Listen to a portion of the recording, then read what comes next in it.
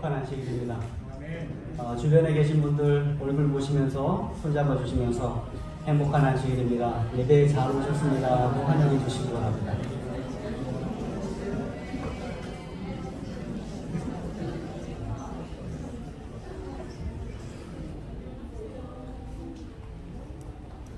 예, 아름다운 여성 중창으로 특별한 찬양을 준비해 주시고 또 하나님께 영광을 돌려주셔서 참으로 감사를 드립니다. 지난 수요일에 선교 야유회를 다녀왔습니다. 65세 이상 되시는 분들 선착순으로 다녀왔는데 차 2대 갖고 좀 모자랐습니다. 다음에는 큰 차로 다녀와야 하겠고요. 또 큰 차로 다녀와야 더 안전할 것 같다는 생각을 많이 했습니다. 제가 운전을 하다 보니까 맨 뒤에 앉으셨던 분들이 하늘로 날랐다가 떨어지는 게 몇 번 있었어요. 요철 때문에 밤에 요철을 보지 못해갖고 또 이렇게 어려웠던 그런 부분들이 있습니다. 네, 많이 안 다치셨기를 바랍니다.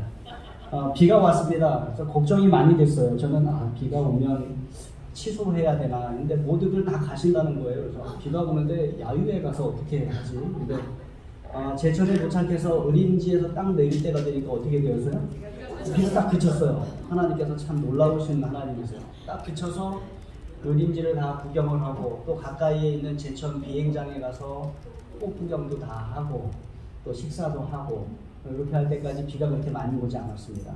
참 좋은 날씨를 유지해 주신 하나님께 감사를 드리고 나중에 이제 그 출렁다리 갈 때쯤에는 비가 좀 내렸습니다. 그러나 바깥 활동을 할 수 있을 만큼 비를 주셨고요.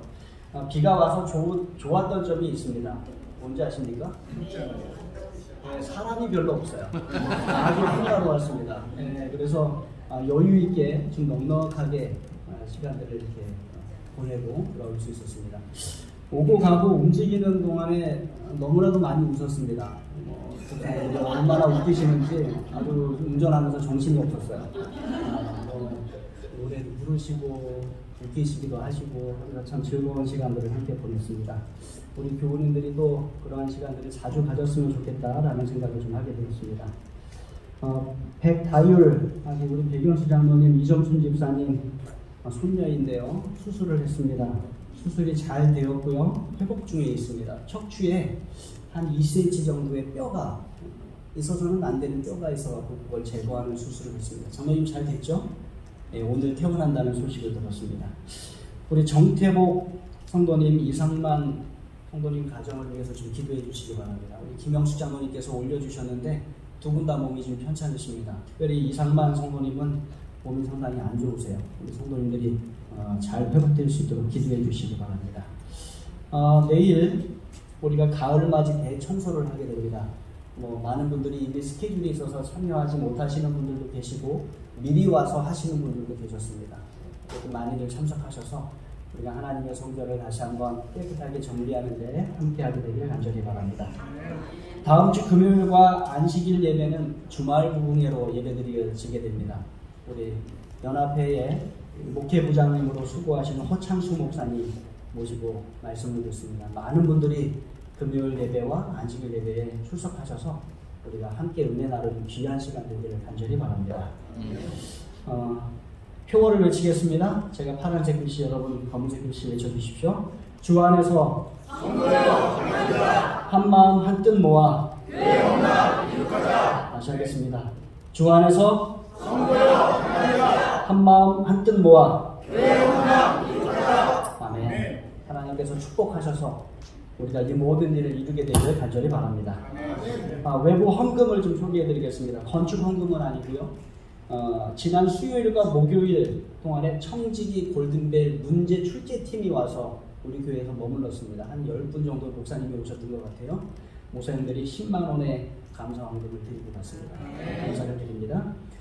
이러한 활동이, 그러니까 교회를 사용하는 활동이 우리 교회에서 많이 있게 되기를 간절히 바랍니다. 그래서 우리 교회가 화요일, 금요일, 안식일에만 사용되는 것이 아니라 주중에도 여러 하나님의 사역들로 사용되게 되기를 바랍니다. 건축헌금입니다. 지난 안식일에 두 분이 건축헌금을 드리셨고요. 총 40만 원의 헌금을 하나님 앞에 드리셨습니다. 하나님께 감사를 드립니다. 요한복음에 있는 말씀 다시 한번 교독하도록 하겠습니다. 제가 홀수절, 여러분 짝수절 읽어주십시오. 여자가 이르되 주여 내가 보니 선지자로소이다.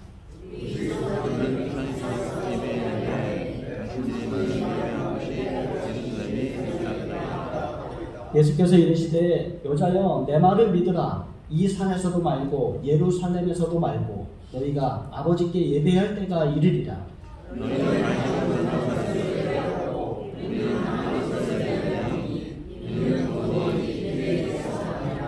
아버지께 참되게 예배하는 자들은 영과 진리로 예배할 때가 오나니 곧 이때라. 아버지께서는 자기에게 이렇게 예배하는 자들을 찾으시느니라.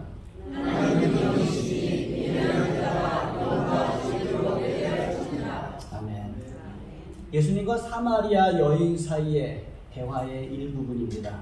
여인은 대화 중에 예수님이 선지자라는 것을 깨닫게 되었습니다. 그리고 중요한 질문을 했어요. 우리 조상들은 이 산, 그리심산, 축복의 산에서 예배하였는데 당신들의 말은 예배할 곳이 어디에 있다고 합니까? 예루살렘에 있다고 합니다. 그래서 어느 것이 맞습니까? 어디에서 예배드리는 것이 맞습니까? 이 산, 그리심산, 축복의 산입니까? 아니면 예루살렘입니까? 그랬더니 예수님 뭐라고 대답하세요? 여자여 내 말을 믿으라. 이 산에서도 말고 예루살렘에서도 말고 너희가 아버지께 예배할 뭐가 이르러요? 때가 이르리라 하시면서 뭐라고 하시냐면 너희는 알지 못하는 것을 예배하고 우리는 아는 것을 예배한다. 이는 구원이 유대인에게서 남이라 라고 말씀하세요. 예배가 장소의 문제가 아니라는 것입니다. 형식의 문제가 아니라는 것이에요. 진정으로 예배하는 그때가 중요하다는 것입니다. 그래서 여기 말씀하십니다. 이 산에서도 말고 유대인과 사마리안 사이에 갈라놓는 종교적 선입관을 버리라는 것입니다. 내 아버지께 예배할 때가 온다. 장소의 문제가 아니라 진정으로 예배드리는 그 때가 가장 중요한 것이다. 너희는 알지 못하는 것을 예배하고. 이게 무슨 말씀인가 하면 사마리아인들의 예배는 여호와 하나님을 믿는 신앙하는 예배와 이방인들의 우상 숭배의 예배가 혼합되어 있었습니다. 그래서 그들은 제대로 알고 예배드리지 않고 있었어요. 그러니까 알지 못하는 것을 예배했습니다. 대신에 유대인들의 이점이 있었는데 그는 아는 것을 예배드렸습니다. 유대인들은 참 예배를 드리기 위하여 성경에 따랐고 율법에 따라서 그들이 예배를 드리고 있었던 것입니다. 무엇보다도 유대인들의 가장 큰 이점은 무엇이었는가 하면 메시아가 유대인을 통하여 오신다는 것이었어요. 그게 가장 큰 종교적 우월성이었습니다. 그래서 그 모든 것 가운데 가장 중요한 것은 무엇인가 하면 아버지께 참되게 예배하는 것이 가장 중요한데 어떻게 예배드린다? 영과 진리로 예배하는 것이다 라고 말씀하시는 것입니다. 지난 안식일 오후에 우리는 직원회를 하면서 예배에 대하여 좀 토론을 하게 되었습니다. 예배 여러 모습과 또 예배 여러 형식에 대하여 이야기하며 우리가 조금 더 나은 예배를 하나님께 드리는 것이 좋겠다라고 이야기들을 나눴어요. 그래서 제가 이 예배에 대한 설교를 준비하게 되었습니다. 그렇다면 질문을 먼저 해야 됩니다. 예배란 무엇인가? 라는 것을 우리가 먼저 알아야 됩니다. 예배란 무엇인가? 함께 읽겠습니다. 시작! 예배는 어떤 순상의 대상을 경외하고 경배하며 찬양하고 기도하는 행위이며 그분을 섬기고 그분에게 헌신하고 그분에게 영광을 돌리는 행위입니다. 그래서 예배는 드리는 거예요. 여러분이 만약에 이곳에 무엇을 받기 위해서 오셨다면 잘못 오신 겁니다. 여러분은 여기 뭐하러 오셨어요? 드리러 오셨어요. 예배를 드리러 오신 것입니다. 특별히 하나님께 드리는 것입니다. 그래서 우리의 모든 마음과 우리의 정성과 우리의 재물도 드리고 우리의 시간도 드리고 우리의 기도도 드리고 우리의 모든 것을 드리는 시간이 이 예배 드리는 것입니다. 어떤 숭상의 대상을 경외하고 경배하며 찬양하고 기도하는 행위가 예배입니다. 그분을 섬기고 그분에게 헌신하고 그분에게 영광을 돌리는 행위가 예배인 것입니다. 그래서 성경은 참된 예배의 대상을 우리에게 소개합니다. 누구예요? 예, 우리의 아버지 하나님 되세요. 창조주이며 구속주이신 하나님만이 우리의 참된 예배의 대상이 되신다는 것입니다. 그 외에 경배할 대상이 될 만한 자격을 가진 신이 없다고 성경은 이야기해요. 그러므로 참된 예배는 경배와 찬양과 존귀와 영광을 받으시기에 합당한 오직 한 분 하나님 여호와 하나님께 드려져야만이 그게 참된 예배가 되는 것임을 우리가 기억해야 되는 것입니다. 그 외에 어떠한 피조물도 찬양과 경배와 존귀와 영광을 받기에 합당한 피조물이 없다는 것을 여러분 꼭 기억하시기 바랍니다. 그래서 예배는 창조주 하나님께 드리는 거예요. 피조물이 드리는 예배. 그래서 여러분 이렇게 구분하시면 돼요. 피조물인가 창조주인가. 창조주이시면 우리가 예배를 드립니다. 그러나 피조물이면 예배의 대상이 아닙니다. 목사는 피조물입니까? 창조주입니까? 피조물이죠. 그러면 예배의 대상이 아니에요. 이 사람도 예배를 드려야 되는 예배 드리는 자가 되어야 하는 것입니다. 또 어떠한 위대한 사람이라 할지라도 어떠한 위대한 것이라 할지라도 그것이 피조물이면 그것은 예배의 대상이 아니라 예배를 드려야 하는 존재임을 우리가 깨닫게 되는 것입니다. 그래서 오직 창조주 하나님께만 예배를 우리가 드리는 것입니다. 자, 그러면 성경은 또 말합니다. 예배는 사람의 무엇이다? 본분이다. 예, 본분이라는 말이 영어로 한문으로 좀 어렵습니다. 본래의 직분 또는 그 직분에 따른 책임이나 의무적으로 마땅히 행해야 될 직분이라는 거예요. 그러니까 예배는 사람의 무엇이다? 본분이라는 거예요. 사람이면 그 예배를 드리는 것이 당연하다는 것입니다. 함께 읽겠습니다. 시작. 예배는 인간의 본분이며 존재 목적을 실현하는 것입니다. 성경은 인간의 창조하시고 구속하신 목적을 하나님의 영광을 위하여 내가 나를 위하여 나의 찬송을 부리게 하죠. 또는 하나님의 영광을 나타낼 자로 삼으려는 것이라고 말씀하셨다. 네, 우리는 하나님을 예배하기 위하여 창조되었습니다. 하나님을 찬양하기 위하여 창조가 되었습니다. 시편 47편 6절에 있는 말씀입니다. 함께 읽겠습니다. 시작. 찬송하라 하나님을 찬송하라 찬송하라 우리 왕을 찬송하라. 이 짧은 성경 구절 하나에 찬송하라가 몇 번 나와요? 네 번이고요. 네 번 계속해서 찬송하라. 찬송하는 것이 우리의 본분인 것입니다. 사도 요한도 마지막 시대를 살아가는 사람들에게 이러한 기별을 전합니다. 요한계시록 14장 7절입니다. 함께 읽습니다. 시작. 그가 큰 음성으로 이르되 하나님을 두려워하며 그에게 영광을 돌리라. 이는 그의 심판의 시간이 이르렀으니 하늘과 땅과 바다와 물들의 근원을 만드신 이를 경배하라 하더라. 예, 첫째 천사는 우리에게 말합니다. 창조주 하나님을 두려워하고 그에게 영광을 돌리라. 그를 예배하라는 것입니다. 하늘과 땅과 바다와 물들의 근원에 만드신 이를 경배하라. 왜냐하면 그렇게 하는 것이 사람을 창조한 목적이기 때문에 그래요. 예배는 사람의 존재 목적의 실현이 이루어지는 것입니다. 전도서 12장 13절에 또 함께 읽습니다. 시작. 결국을 다 들었으니 하나님을 경외하고 그 명령들을 지킬지어다. 이 모든 것이 사람의 본분입니다. 예, 하나님을 경외하는 것, 하나님의 계명을 지키는 것, 하나님을 예배하는 것, 그것이 우리의 본분입니다. 저와 여러분이 이 땅에 있는 이유, 저와 여러분이 지금 이 시간 여기에 와 있는 이유 무엇 때문이라고요? 예배 때문이라는 거예요. 그렇게 하면 많은 사람들이, 특별히 초신자들이 많이 오해를 해요. 그럼 하나님 참 이기적인 하나님 아닌가? 나를 만드는데 뭐 하라고 만들었다고요? 하나님 예배하고 경배하고 찬양하도록 그렇게 만들었다는 것이에요. 하나님 그러라고 우리 만드셨나? 예배 받으시려고, 경배 받으시려고 그렇게 만드셨나? 근데 여러분 조금 더 설명을 쉽게 해드리면 예배는 하나님께 대한 우리의 사랑의 표현입니다. 우리는 예배를 드릴 때마다 하나님 내가 하나님을 사랑합니다 라고 고백하는 거예요. 하나님 내가 하나님을 찬양하고 하나님을 높이고 하나님을 사랑합니다. 계속 그렇게 얘기합니다. 그러니까 우리는 예배 드릴 때마다 하나님께 하나님을 사랑합니다 라고 계속 고백하는 것입니다. 사랑의 고백을 해보셨습니까? 사랑 고백할 때 어떠세요? 하도 오래전의 일이라 생각이 안 나시고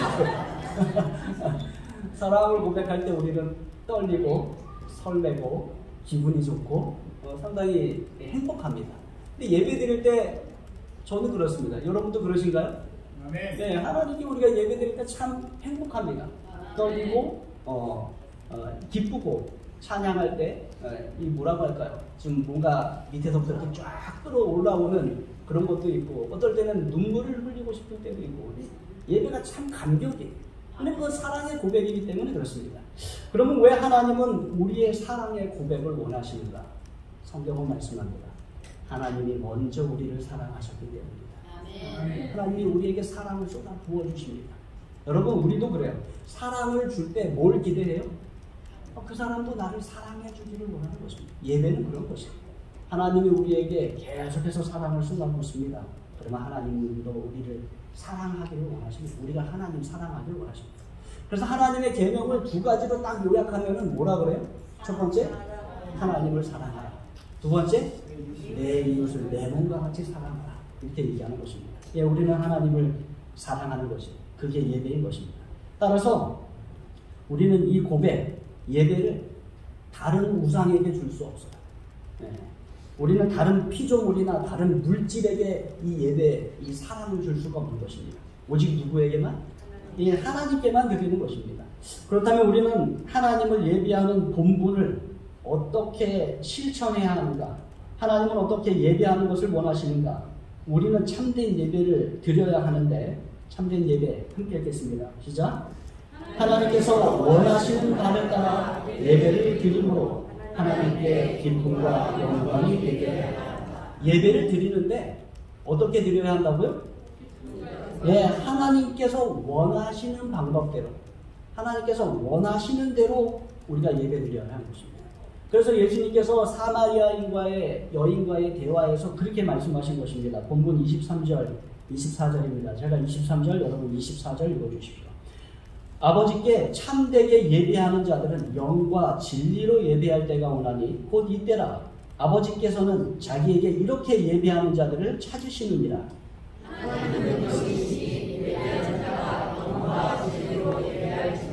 예, 하나님께 참되게 예배하는 자들은 어떻게 예배해야 된대요?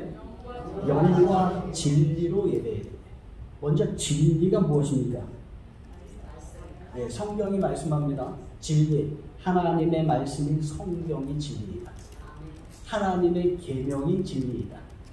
예수님이 말씀하십니다. 나는 길이요 진리요 생명이니. 그 다음에 성령 하나님에 대하여 성경이 뭐라고 말씀하세요? 진리의 성령님이라고 말씀하세요. 네, 우리 하나님이 또 진리이십니다. 가장 중요한 성경 진리이십니다. 특히 신령하고 참된 예배는 성령 하나님의 임재가 필수적으로 있는 그러한 예배임을 우리가 기억하시게 되길 간절히 바랍니다. 하나님의 속성과 계명에 조화되며 진리의 성령님께서 임재하시는 예배, 그것이 참된 예배임을 우리가 기억하게 되길 간절히 바랍니다. 하나님께서 이렇게 참된 예배를 드리는 자들을 어떻게 하신다고 그래요? 찾으신다고 그래요. 예. 이렇게 예배하는 자들을 어떻게 하신다? 찾으신다. 하나님은 올바르게 참된 예배를 드리는 자들을 찾고 계십니다. 그래서 우리가 올바른 예배, 올바른 대상에게 올바른 방법으로 예배 드리는 것이 참 중요하겠습니다. 참된 예배는 또한 함께 읽겠습니다. 시작! 참된 예배는 예배 의식만으로 그치지 않고 예배와 찬양을 그 하나님의 영광을 위하여 사는 헌신적인 삶으로 이어져야 한다. 이것이 너희 몸을 하나님 기뻐하시는 산 제사로 드리는 것이며 우리가 드려야 할 목적. 여러분, 그래서 우리의 예배는 이 장소에서 끝나는 것이 아닙니다. 우리의 예배는 이 장소에서 시작이 되는 거예요. 그리고 우리의 예배는 어디에까지 가요? 예, 하나님의 영광을 위하여 사는 헌신적인 삶으로 이루어집니다. 그래서 이 예배를 마치고 밖으로 나갈 때 여러분은 여기서 시작한 예배가 일주일 내내 이루어지는 삶으로 드리는 예배로 이루어져야 하는 것입니다. 그러한 예배에 동참하는 저와 여러분 되길 바랍니다. 사람들 가운데 수많은 숭배의 대상이 있어요. 예를 들어서 우상도 숭배하고 재물도 숭배하고 돈도 숭배하고 오락도 숭배하고 쾌락도 숭배하고 명예도 숭배하고 여러분들도 가끔가다 넘어지셔서 빠지는 우상이 있으시죠? 어떤 것에 빠지는가 한번 곰곰이 생각해 보십시오. 그러나 성경은 우리에게 이렇게 말씀합니다. 참된 경배의 대상은 누구인가? 출애굽기 20장 3절로 5절. 제가 3절, 여러분 4절, 5절은 함께 읽겠습니다. 너는 나 외에는 다른 신들을 내게 두지 말라. 너를 위하여 새긴 산을 만들지 말고 또 위로 하늘에 있는 것이나 아래로 땅에 있는 것이나 나라에 숨긴 곳에 어떤 상관도 되지 말며 5절 그것들에게 절하지 말며 그것들을 섬기지 말라. 나 내 하나님 여호와는 질투하는 하나님이지. 우리의 예배의 대상은 오직 한 분, 누구세요? 하나님이세요. 하나님은 우리가 다른 것을 섬기거나 예배하면 질투하시는 하나님이세요. 여러분, 여기서 질투라는 것은 사랑의 속성입니다. 사랑이 없으면 질투하지 않아요. 하나님은 우리를 너무나도 사랑하시기 때문에 우리가 다른 데 눈을 돌리면 질투하시는 것입니다. 하나님만이 우리의 영원한, 가장 완전한, 하나밖에 없는 예배의 대상됨을 여러분 기억하시기 바랍니다. 그렇다면 왜 하나님만이 우리의 예배의 대상이 되시는가? 출애굽기 20장 11절입니다. 함께 했습니다. 시작. 이는 여세 동안에 나 여호와가 하늘과 땅과 바다와 그 가운데 모든 것을 만들고 일곱째 날에 쉬었습니다. 그러므로 나 여호와가 안식일을 복되게 하여 그날을 거룩하게 하느니라. 왜 하나님만이 우리의 참된 예배 대상이 되십니까? 하나님만이 우리의 창조주 하나님이 되시기 때문에 그래요. 하나님이 우리를 창조하셨고 우리를 있게 하셨기 때문에 우리가 이 땅에 있는 것이고 우리가 그런 하나님을 예배하는 것입니다. 또 하나의 이유는 하나님이 우리의 구원자 되시기 때문입니다. 출애굽기 20장 2절과 3절입니다. 제가 2절, 여러분 3절 읽어주십시오. 나는 너를 애굽 땅 종되었던 집에서 인도하여 낸 내 하나님 여호와니라. 예, 하나님은 하나님만 섬기라고 이스라엘 백성들에게 이야기하시면서 그 근거를 무엇에 말씀하세요? 종되었던 애굽 땅에서 너희를 인도하여 낸 내가 구원자 하나님이다. 그러니까 너희가 나를 예배드려야 한다. 그래서 우리가 예배드리는 하나님은 창조주이시기 때문에 예배드립니다. 두 번째는 구원자이시기 때문에 예배드려요. 이스라엘 백성들을 애굽에서 구원해 내셨듯이 저와 여러분도 죄악된 이 세상에서 구원해 내신 것입니다. 구원자 하나님을 우리가 예배하는 것입니다. 참된 예배의 대상이 되는 하나님에 대하여 성경의 몇몇 구절들이 설명합니다. 지금 살펴보겠습니다. 요한계시록 4장 9절로 11절, 제가 9절, 여러분 10절, 11절 함께 읽습니다. 그 생물들이 보좌에 앉으사 세세토록 살아계시는 이에게 영광과 존귀와 감사를 돌릴 때에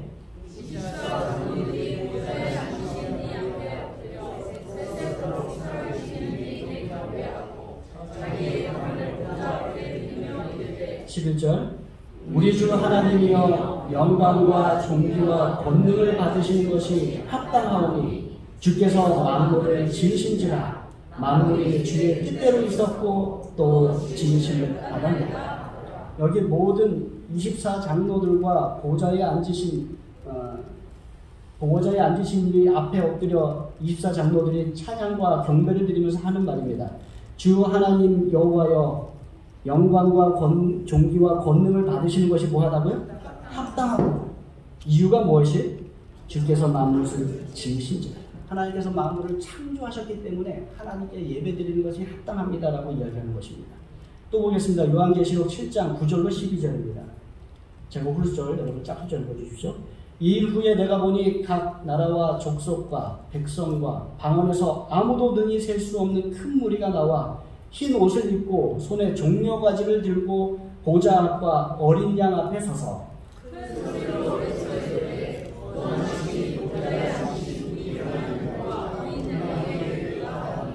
모든 천사가 보좌와 장로들과 네 생물의 주위에 서 있다가 보좌 앞에 엎드려 얼굴을 대고 하나님께 경배하여 이르되 아멘. 찬송과 영광과 지혜와 감사와 존귀와 권능과 힘이 우리 하나님께 세세토록 있을지어다. 아멘. 여러분, 이 장면은 우리가 구원받은 이후에 천국에 갔을 때 그곳에서 예배드리는 그러한 장면이에요.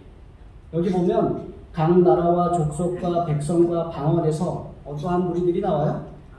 아무도 등이 셀 수 없는 큰 무리가 나와요. 구원받은 사람들이 많은 것입니다.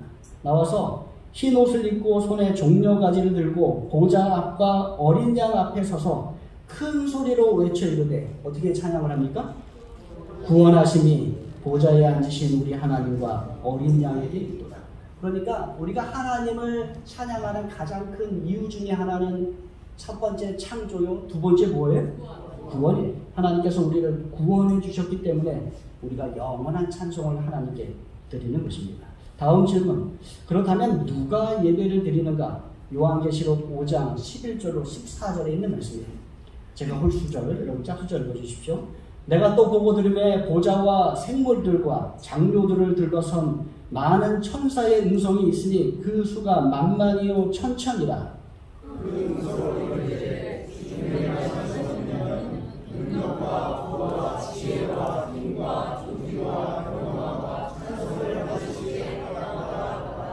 내가 또 들으니 하늘 위에서와 땅 위에서와 땅 아래와 바다 위에와 또 그 가운데 모든 피조물이 이르되 보좌에 앉으신 이와 어린 양에게 찬송과 존귀와 영광과 권능을 세세토록 돌릴지어다 하니.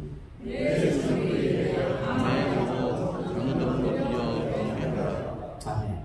누가 예배 드립니까? 모든 피조물이 예배를 드립니다. 여기 보면 천사도 나오고요, 또 장로들도 나오고 생물들도 나오고 하늘 위에와 땅 위에와 땅 아래와 바다 위에 있는 그 가운데 모든 피조물이 뭐 하는 거예요? 모든 피조물이 다 하나님과 예수 그리스도를 예배하는 것입니다. 예, 이 정말로 아주 큰 찬양하는 장면이에요. 이 장면을 핸델이 그의 오라토리오 메시아에 잘 묘사를 했습니다. 그러니까 이 찬양을 좋아해서 아마 몇 번은 우리 성도님께 들려드렸을 것 같습니다. 근데 다른 버전입니다. 다른 찬양대가 부른 버전인데요. 이 하늘 찬양대에서 울려 퍼지는 죽임당하신 어린 양이라는 찬양이에요. 이 찬양이 어떻게 울려 퍼지는지 우리가 영상을 통하여 잠깐 보도록 하겠습니다.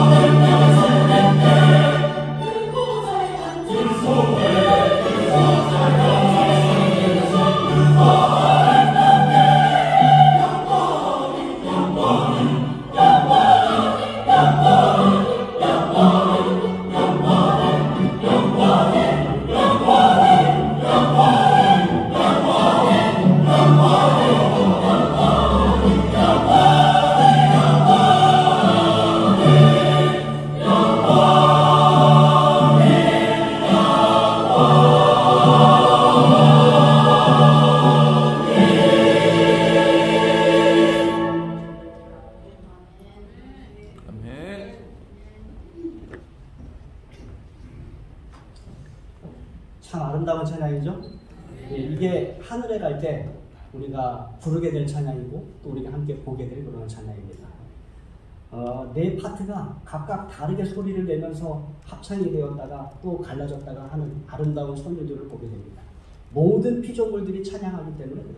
천사도 찬양하고 이 땅에서 올라가는 사람들도 찬양하고 우주 거민들도 찬양하고 거기에 있는 24장로들도 찬양하고 모두가 다 한 목소리로 찬송과 존귀와 영광과 능력을 우리 하나님께 죽임당하신 어린 양께 드립니다 라는 찬양을 우리가 하는 것입니다.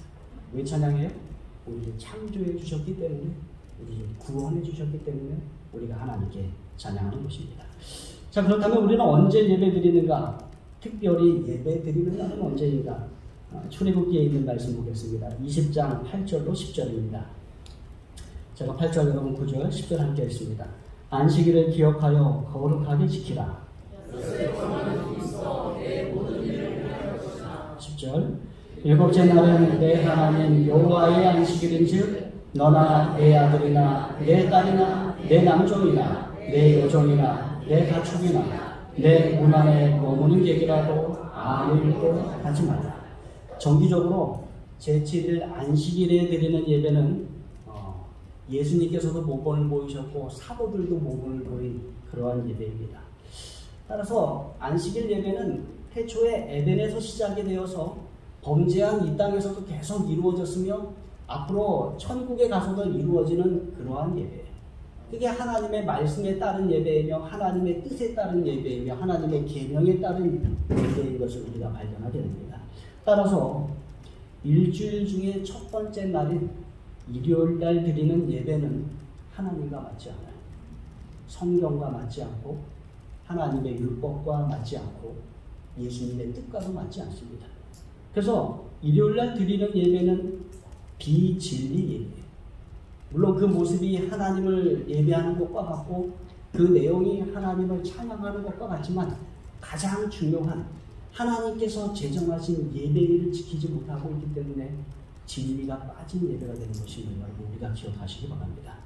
태초에 에덴에서 시작이 되었고 이 땅에서도 계속되며 다시 우리가 천국에 갔을 때도 드려지는 안식일 예배 우리가 소중히 여기며 이 땅에서 계속해서 지켜나가게 되기를 간절히 바랍니다. 그렇다면 우리는 어떻게 예배를 드리는가? 여기 말씀을 보면 기억하라고 이야기합니다. 그리고 거룩하게 지키라고 얘기합니다. 여러분 안식일을 기억하여 거룩히 지키는 가장 좋은 방법은 뭐예요? 그날 예배 드리는 거예요.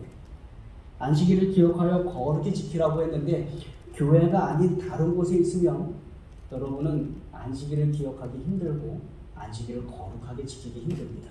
가장 좋은 방법은 하나님 앞에 나와서 우리가 다 함께 하나님께서 말씀하신 대로 예배 드리는 것이 가장 좋은 방법임을 기억하시기 바랍니다. 그래서 기억하고 기념하는 것입니다. 여러분 특별히 기억하고 기념하는 것은 하나님께서 창조하신 이 땅의 피조물 가운데 누구만 할 수 있는 거예요? 사람만 할 수 있는 거예요. 짐승이 하지 못합니다. 다른 존재들이 하지 못해요. 사람이 하는 것입니다. 예배를 기억하고 우리가 하나님 앞에 함께 기도드리는 것입니다. 11절입니다. 함께 읽겠습니다. 시작.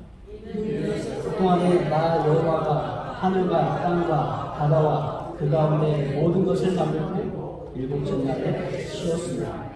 그러므로 나 여호와가 복되게 하여 그날을 여기 보면 안식일을 지키는 또 다른 방법 중에 하나가 있는데 무엇인가 하면 뭐란데요? 아무 일도 하지 말라. 너도 하지 말고 내 아들과 딸도 하지 말고 내 남종, 내 여종, 내 가축도 하지 말고 내 문 안에 머무는 객이라도 하지 말라. 근데 여기 누가 빠졌어요? 내 아내가 빠졌어요. 그래서 많은 분들이 얘기하죠. 목사님 그럼 아내는 일해도 되나? 이렇게 얘기해요. 그러나 하나님 뭐라 그러세요? 남편과 아내를 한 몸으로 부릅니다. 그래서 너나 내 아들이나 내 남종이나 이렇게 이야기합니다. 그래서 아무것도 하지 말고 하나님의 뜻대로 하나님을 찬양하고 예배하는 안식일 되기를 간절히 소망하고 있습니다.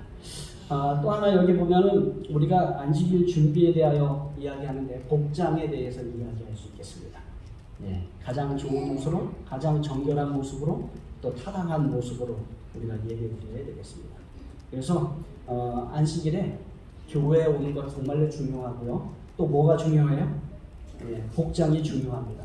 우리가 가장 좋은 아름다운 모습으로 하나님 앞에 성전에 나오게 되기를 간절히 바랍니다.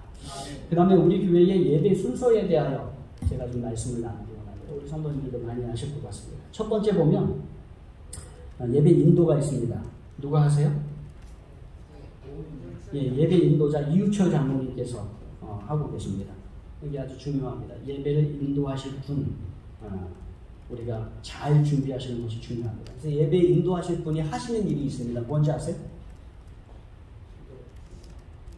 순서자들을 모으시는 거예요. 그래서 장로님이나 집사님이나 예배 인도하실 분들은 10시 50분이 되면 미리 순서자들을 다 모으셔야 돼요.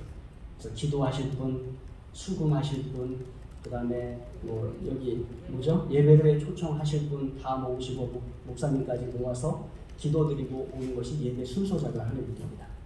그 다음에 여기 보시면은 예배로의 초청이 있습니다. 말 그대로 성도 여러분을 예배로 초청하는 것입니다. 누가 주로 하죠? 우리 교회에서는? 어린아이들이 주로 합니다. 제가 이것을 되게 중요시 생각하는데요. 어린아이들도 우리 예배에 참여하는 것이 아주 중요하기 때문에 그렇습니다. 그래서 예배로의 초청 어린아이들이 하는 것 아주 중요한 순서임을 우리가 기억하고 잘 이루어질 수 있도록 아이들도 복장도 준비하고 또 읽는 것도 연습하고 가장 아름다운 모습으로 이 땅에 설 수 있도록 우리 부모님들이 또 힘써 주시기 바랍니다. 중요한 부분입니다. 그 다음에 묵상기도가 있습니다.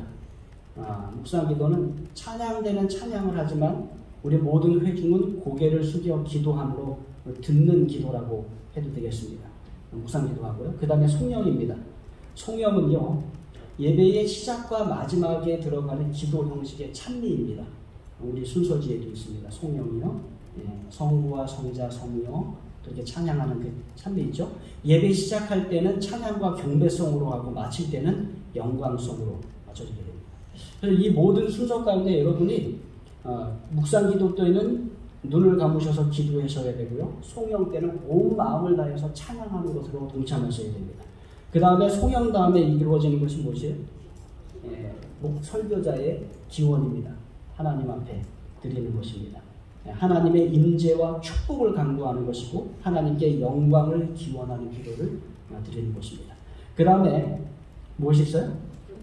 교동문 낭독인데 장로님 제가 이걸 좀 바꾸기 원합니다. 아직 직원에 안 고쳤는데 우리는 교동문을 낭독하지 않습니다. 대신에 성경 봉독이라고 하시면 좋을 것 같아요. 그래서 본문을 가지고 나누잖아요. 그죠? 성경 본문을 갖고서 교독하는 것처럼 성경 교독문 낭독보다는 성경 봉독으로 그렇게 나누시면 좋겠습니다. 그 다음에 찬미 부르시고요.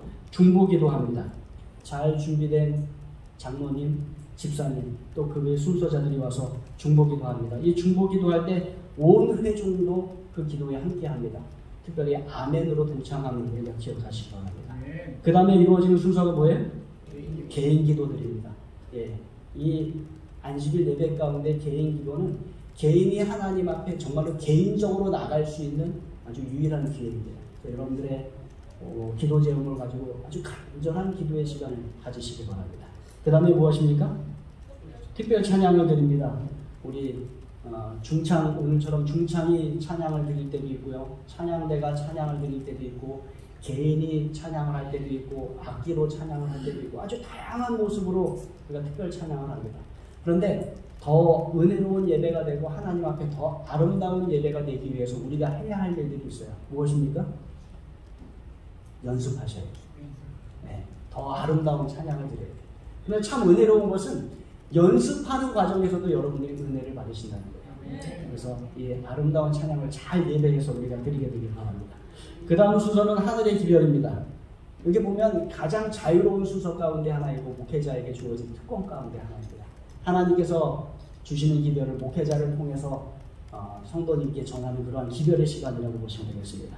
그 다음에 예배 진행자가 헌금 권면의 말씀을 읽습니다. 우리가 헌금을 드리는 근거가 되는 성경 구절들, 성경에 아주 많지만 그 중에 하나를 읽고 우리가 하나님께 헌금 드리는 것입니다.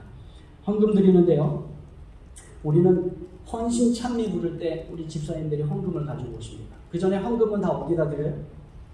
네, 들어오시면서 헌금합니다. 다 헌금을 드립니다. 그리고 이제는 헌신 찬미 부를 때 그것을 공헌합니다.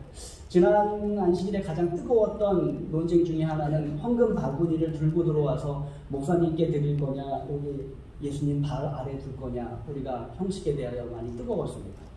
어떠한 분은 목사님께 드리기가 어렵다고 그랬어요. 뭐 때문에? 키가 작아서 이렇게 갖고 드리기가 너무 어렵다는 거예요. 그런데 앞에다 드리는 건 참 쉽다는 것입니다. 그런데 많은 분들의 의견이 우리가 결론 내리기를 어떻게 했냐면 찬미가 끝나고 축도하고 누구한테 드리자? 목회자에게 드리자, 설교자에게 드리자라고 했습니다. 왜 그러냐면 하나님께 드리는 것의 한 표현으로 그렇게 하자라고 결론을 내렸습니다. 그래서 우리 성도님들이 그렇게 다 알아주시고 또 동참해 주시기 바랍니다. 특별히 헌금 바구니를 들 때는 어떻게 들자? 십자가가 정면에 보일 수 있도록 들자. 또 목회자는 어떻게, 설교자는 어떻게 나와야 돼요?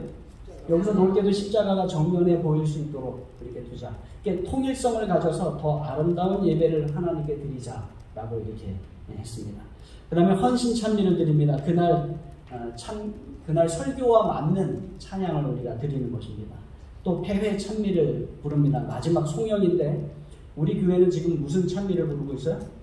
헌당송을 부르고 있습니다. 하나님 앞에 우리가 헌당하기 원하는 그 마음을 담아, 온 마음을 담아서 드리고 있는 것입니다. 폐회하고 난 다음에 대부분의 교회들은 여기서 예배가 마치는데 우리는 그룹 기도회를 가지고 또 하고 있습니다. 우리 교회만의 아주 독특한 순서라고 생각이 듭니다. 이 모든 순서가 하나님께 드려지는 예배입니다. 그래서 설교만이 예배가 아니고 작은 묵상과 개인적인 기도와 모든 순서가 다 예배예요. 온 마음을 다해서 이 순서들에 동참을 해야 합니다.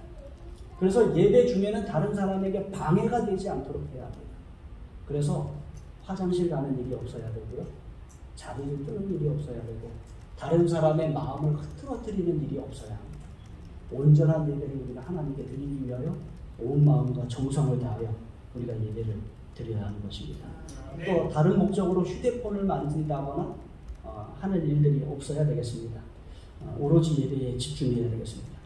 우리 교회 예배학에 나와 있는 말씀입니다. 함께 읽겠습니다. 시작. 교회의 생명 곧 신장은 예배이다. 복음 전도는 교회 예배 생활의 결과이며 자연적이고도 능력 있는 결과의 부산물이다. 그것은 곧 세상으로 향하는 예배의 표현이다. 그래서 가장 중요한 게 뭐예요? 예배. 예배가 잘 드려지면 복음 전도가 전선으로 이루어질 수 있다는 것입니다. 예배가 잘 드려지면 저와 여러분의 삶이 바뀔 수 있다는 것입니다. 그래서 우리는 온전한 예배를 하나님께 드리기 위하여 노력해야 하는 것입니다. 그래서 예수님 말씀하세요. 하나님께서는 예배하는 자들을 찾으신다. 그런데 어떻게 예배해요?